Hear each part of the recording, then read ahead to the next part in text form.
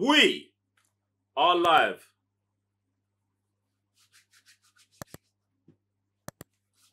I know, I'm gassed.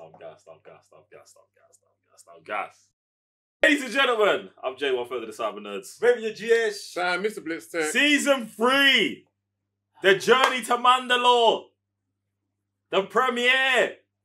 They're back. Everyone's favorite duo. Jeez.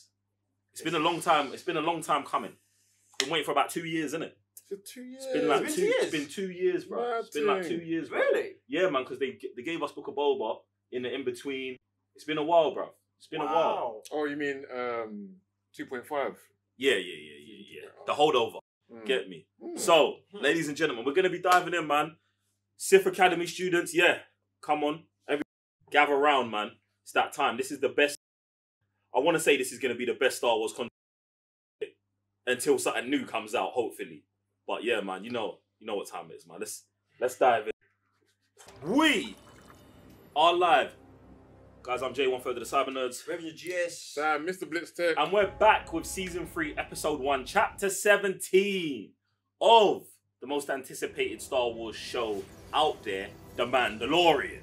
Now, if you haven't already, subscribe to the channel, hit the thumbs up, and press the notification bell so you can get notified every time we drop a banger. Also, if you haven't watched our interview with Jon Favreau, make sure you check it out so it can give you a little bit more context and insight into all of the stuff that's going on in The Mandalorian Season 3 this season. Now, we've watched the first episode, we've reacted to it. It's on patreon.com/cybernerds. If you ain't part of it, go over there. We've got limited spaces left on the Sith Academy tier. You can also watch it if you're not on a Sith Academy tier, but if you get to the Sith Academy tier, it's gonna benefit you. Get me. Man, then, what are you saying about the first episode? This is the way. Hey! This is the way. Hey! This is the way! Come on, man. Come on. You know, I know we said it before, but I'm happy we're back with Mandalore again. So happy. So happy. I didn't know how much I missed it until Bruh. we got to the credits of the end of the first episode, you know? When I was like, oh, what is this feeling? It's fulfillment, bruv. It's fulfillment, you know? You know at the beginning when the armor's making the new helmet, it's like she was making it for man. You know Bruv. what I'm saying? Like, Bruv. it's like it feels like we have a whole new armor around us on the sofa because it's that good, but Nah, man, loving yeah, it. man. Super legit, man. Super legit. One of the things, even before we get into it, like, just generally, like, the show is so good. Yeah. The show is so good. Just technically, music, sound, bruv, this acting, all of it. Do you know what's funny? It's like, it's because it's Star Wars. Like, Star Wars has always been, like, yo, they have a bar when it comes to sound and design and all of this. And I just love that they can bring that level to Disney Plus on, you know what I'm saying, periodic, episodic stuff. Like, I think that doesn't get praised enough, bro, because it's just fire before we even get into the episode. Bro, they had Mando hitting them corners like Lewis Hamilton, fam. It's mad. Oh man. It was crazy. The music was mad. It was dumb, bro. It was dumb. I feel like the log line for this episode was show them everything they've been missing. Do you know what I'm saying?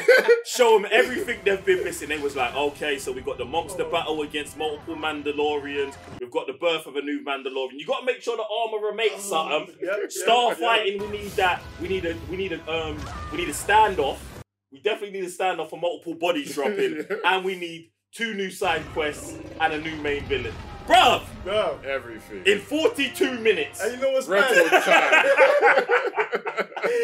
It didn't feel like enough, bro. Like, I was like... This man here. Yeah, you was bugging. You was bugging. I was so in, I was like, what, is this thing done, bro? But it's just like, it's almost like I never blinked. So it's like, bro, it just came and went, but we did get bears. We got everything. We did get bears, We bro. got it all. Alright, so what we doing? One thing that...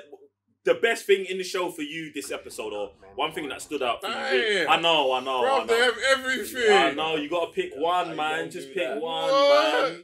We're getting... Hey! We're watching the episode again, ladies and gentlemen. Oh. That's it. If we start screaming, you know, uncontrollably, it's because of that.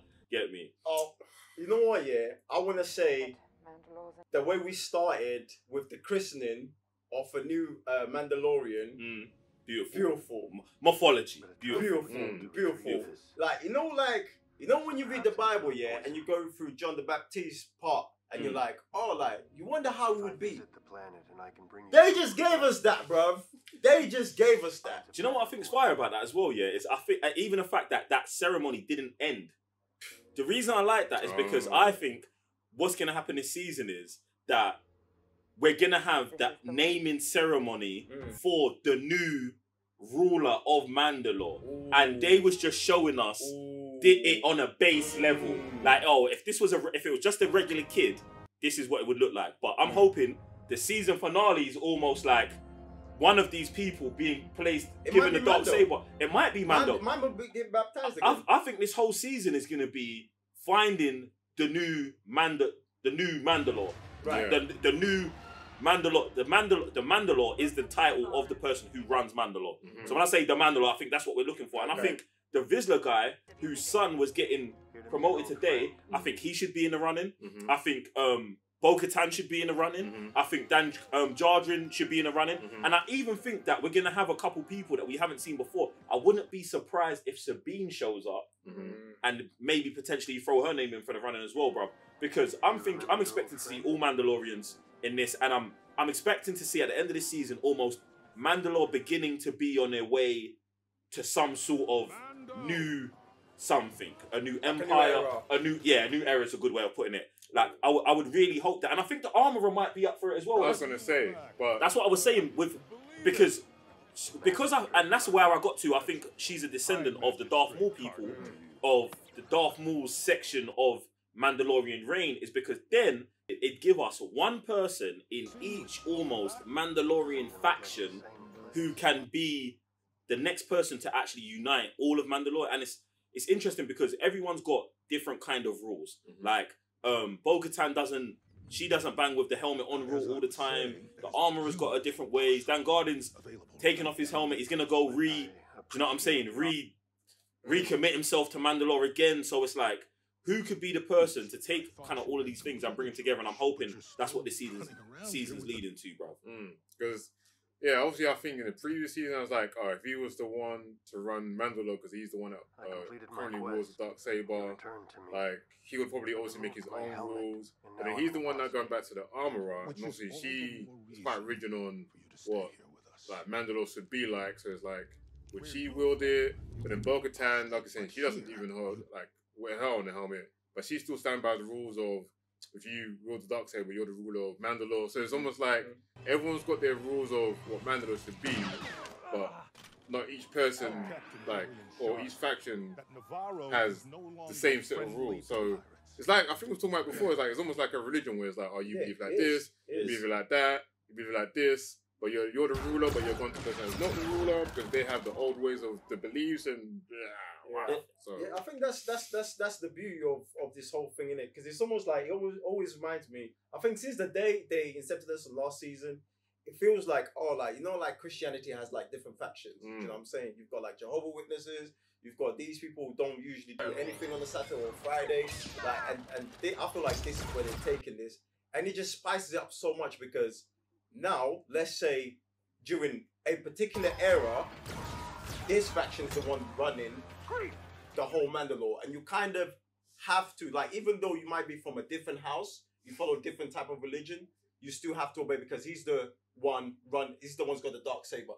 But then, when someone challenges him, it can go to another house. Yeah, almost like political parties. Exactly. Which it was before, and which I think is sick as well, because that all stems from how they got to the position that they're in now, which is bare civil war. Do you know what I'm saying? Because at one point, they was all listening to the same thing. Civil war broke out, and then that's when you got to these people being like, okay, we do take our helmets off. That's when we got to, okay, no, we're a full pacifist movement. Like, imagine the warrior race is all pacifist. So then they had to deal with that. Then they went into another civil war, and then it's just fractured. So, like, I love when they told that story in Rebels of the first Mandalorian Jedi who united all of the houses, and it'd be good to see almost that kind of come back round full circle. If Grogu ends up like Grogu seems to be the outside shot here, but for me, I wouldn't think it's crazy because even if Grogu was the leader of Mandalore, Grogu's older than all of them. Grogu's 50-something years old, bro. So he has got the body of a youngling, but he's got the experience of a much older, wiser person. So it's going to be interesting to see Grogu's maturation and who's going to be running Mandalore come the end of the season. Still, so many possibilities, and obviously, like I said, Grogu is it might be the deciding factor, or at least the difference of how we're gonna handle this whole situation. But yeah, man, I just love the way it's like this episode was just like, yo, you lot, here's a reminder what's to come, here's what's to look for, here's the places, here's the changes, who's here, who's gone, like. It's a beautiful way to start this season, and I loved it, man. 100%. Yeah, I feel like for me, like imagine you're just introducing someone to the Mandalorian, or like if you watch season 1 and 2, you're like, hey, season 3 is out, let's go watch it. It's perfect for people who have never watched Mandalorian before, people who have, because it feels like a soft reset, where it's like, oh, there's past characters, why they're not gonna be here anymore, and there's like, obviously, like I said, new missions now or side quests and stuff like that. So like, it's just a good jumping point where. Like, everything just feels brand new, but it's old trading ground at the same time, so I feel like they've done that pretty legit. Yeah, man, seamlessly goes in from Book of Boba season 2, or from the end of Mandalorian season 2 into this one. Oh, that's true, actually. Yeah, because... So imagine you just watch Book of Boba, or maybe you don't want to catch up on season 1 and 2. Maybe you haven't watched Book of Boba, period. That as well, yeah. From the end of season 2 to this, you're going to be like, oh, something has happened, but... Time's gone. We're back together. We're moving forward. So I think it's calm, man. I really love the starfighting. Listen, I'm not gonna get past it without talking about the starfighting, bro. I love dogfighting. I love starfight. I like seeing shit. And these man were going stupid, fam, in the asteroid field. You get me? So I want more of that. I want more standoffs. Definitely. I was gonna say, kind of proves my point in season 1, where I was like, this looks just weird. There was like. Was it the early one where it's like, I could bring you in hot, I could bring you in cold? It's like, that's my line. I think it was that was part. In season 2, I think. Was that season 2? Yeah. For me, I was like, this just looks out of place. It looks mad weird. And those guys like, oh, that looks weird, mad weird, yeah? And they come with this. I'm like, all right, man, I'm sorry. They souped it up differently. And I do love the directing on this episode. It's directed by Rick Fumiyaka, who usually directs some of the episodes that I think are the best as well. But I love there was the one part where we was going crazy in the reaction, where he flew up from, the beast came onto the land and it flew up. One of the Mandalorians flew up and it had the head cam of him like this. And I was like, oh, that thing's mad, bruv. And then had bare 6 shots in the starfighting as well, man. Yeah. Man. Cold. How about the freaking Terminator scene? Yeah. IG-11 with the... Bro, that thing turned into like a horror kind of thing real quick. Like, and the thing is how we just turned up, it was mad. Because the thing just goes from just playing up normal to then just like, yo, that was crazy and super spicy as well. But yeah, man, like, what else did they give us on this episode? Everything. We got some new characters, man. We got the introduction of, I want to say the introduction of those little mechanical people, but we've seen them in something else. Is it episode 9? Yeah, they're in episode 9. Yeah, so they're in episode 9, and they make their Disney Plus appearance here. But also, like, the head of the pirates. I thought I like his character design in terms of being all green, being an alien. Do you know what I'm saying? And the whole now we've got pirates after, which is always gonna be fun for 10 minutes on an episode when these men show up like, yo, we found you again, pew, pew, pew, and then we keep it moving. I love it, bro. You know what's one of the sick things they've done as well, is peppering up Navarro. Because now Navarro, because like there's certain planets that are very known amongst Star Wars. Navarro's on the rise. Do you know what I'm saying? That's not me, it's them, bro. It's on the rise. It's on the rise. Yeah, like, I just feel like, just having the High Majesty coming through and just laying out the map and explain to us, look, this is what's happening here, this is what's happening here. We're a legit post now and we're separating ourselves from everybody else. Super legit. Even like during the season 2, where it's like, we've made changes, the bar's going to a school, and now we're here on the 3rd season and there's even further changes. Super legit.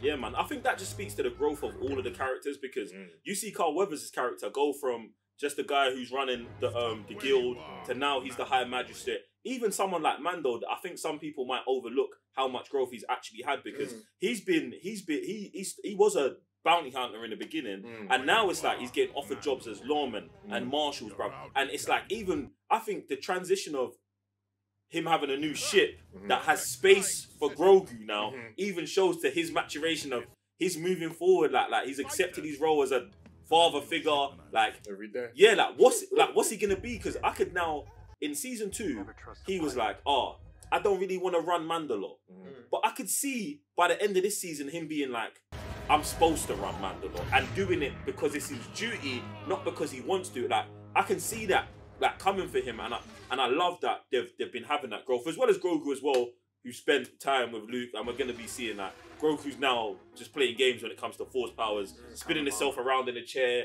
getting M&Ms and Skittles with the ting, like just abusing his powers. So I want to see how that abuse gets worse and worse later on down the line. He's gonna get put in check as well, like he's gonna try to. You get me? Like it's because he's very, although he's still very mature, and he still doesn't know how to distinguish between like, yo, this is serious, this is not serious, and it takes me back to like season 2, where man just over here just eating the frog's eggs, like, yo, don't do them things. And even him telling, yo, behave yourself, be respectful. What was that? So man's got to be, bro. Their species on the brink of bro, what's that got to do with Grogu's circle of life, man? Mad, bro. Circle of life, man. So I want to see when he's gonna get serious with him again. Yeah. Nah, hey, listen, this thing is looking peak for this season. Nah, man, fire. Are you man got anything? In fact, what we going with the rating for this one, man? I think it's actually going to be a tricky rating, isn't it? It's tough. It's actually going to be a tricky rating. It's tough. I might give it a solid 4.5. It's a good solid start to The Mandalorian. Like, I didn't know how. Like I said, Raven at the end of the episode was like, is that it? Like, yeah, that was mad. I don't know how. They fit so much into that time. Action, comedy, good writing, character development, new storylines, non-stop, new characters, new villains, bruv, non-stop. They got freaking dog fighting, freaking bruv. What? Like, what? There was like no pauses in between, no nothing. No, nothing. No lele. Yeah. No lele. Right, and it didn't feel rushed. Yeah. No, it didn't. And you're like, I want more, but it's okay.